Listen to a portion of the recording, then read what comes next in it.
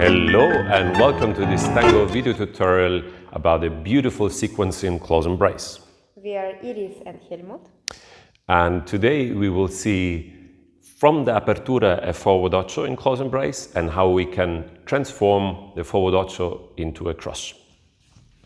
So we establish the close embrace. We take the Apertura. I open to have the forward Ocho. She takes the forward Ocho, and we continue with the Caminata. One more time. From the Apertura, I open, she's doing small forward Ocho, and we continue with the Caminata. Now, we will see as a second structure that in this moment, the opening will be interrupted by creating a cross here. And instead of the forward Ocho, we have a cross. Also from the other perspective, I open, I create a cross, and we exit with the Caminata. I really like this sequence a lot, so I'm very happy to share it with you. And we recently published another video about close embrace. There we went into detail how we can prepare this for first contact and how it's important that we not just go in front, but we expand with that, we create the contact point, and we also melt into each other's embrace. So that there's, on the one hand, this expanding energy, on the other side, this melting energy, where we still stay and don't go back. So, now, from this, we go to the embrace. And this time, we want you to start with an Apertura. So, let's practice. I turn around. The Apertura. We will have a little bit of compression and swinging energy there. So, we have this way of Apertura today. Once you're familiar and you feel comfortable, when you arrive, you lead the forward Ocho and you create the space. In the forward Ocho, we want to have the pelvis again perpendicular. This time it's a very small forward Ocho. We turn again towards each other and we exit with the Caminata.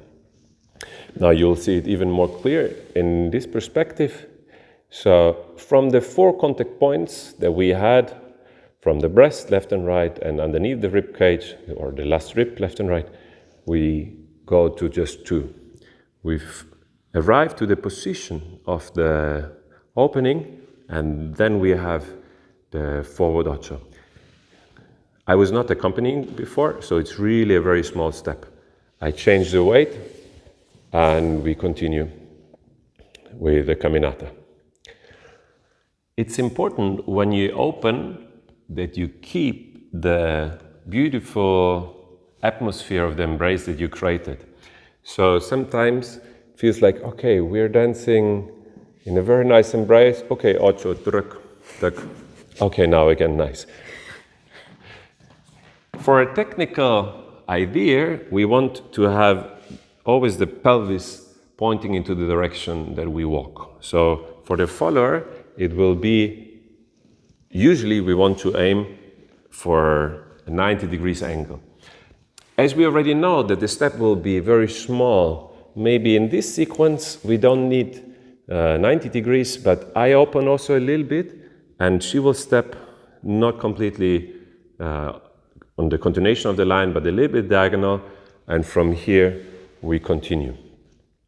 As you notice, we do a 90 degrees turn, so if this is our line of dance, we start to have the Apertura in the line of the dance. Or if this is my line of dance and I start with a normal Apertura, then I'm in the position of the Ronda where I continue to turn afterwards. Now let's have a focus on this transition. It's important that we expand in this moment, and then with this I release a little bit to establish the pivot.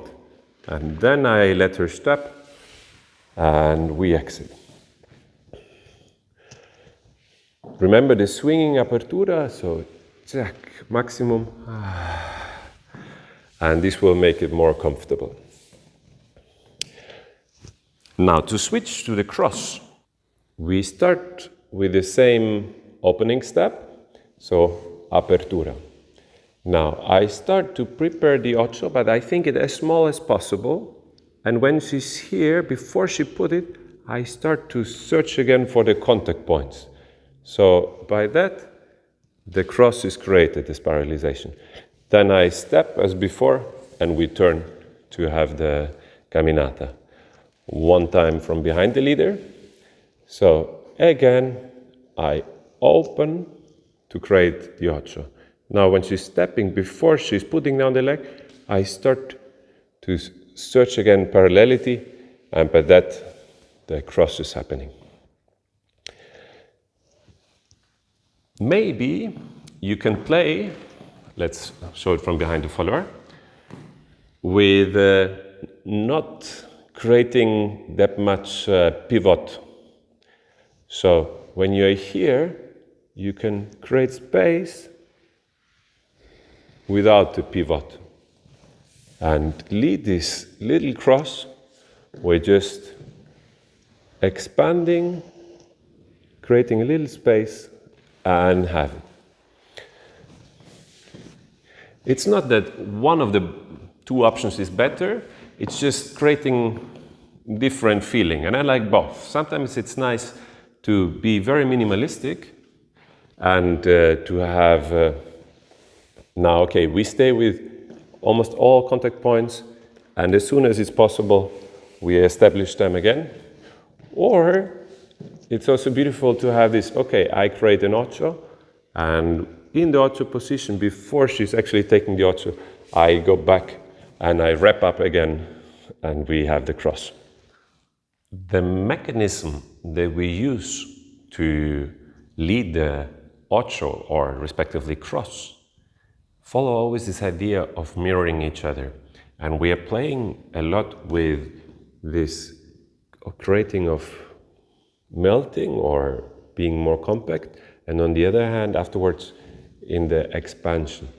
And to go into the circularity, we start to release a little bit, which makes the pivot a little bit easier. If I start to create a cross, I stretch again, that she feels like there's no transfer of weight. And from this, then we continue in the Caminata. If this is still new for you, and if you're dancing like half a year or 1 year maybe, your leader might not be able to lead it that precisely. So it's also good for the follower to do it in a way that it feels good for yourself. So whenever you do an Apertura step, for example, you do it a little bit with this swinging energy, or you do it with the explosive energy that you go down and then you expand. Whenever you go to an Ocho, you do it 3D, that it's comfortable for you. The longer you dance, the more you practice, the more you will be able to communicate that in the couple. And this is also what creates the musicality of the transition, that here is the non-rhythmical part, and now is again the clear pulse. Here is the transition, da-dee-da-da-da, and here is the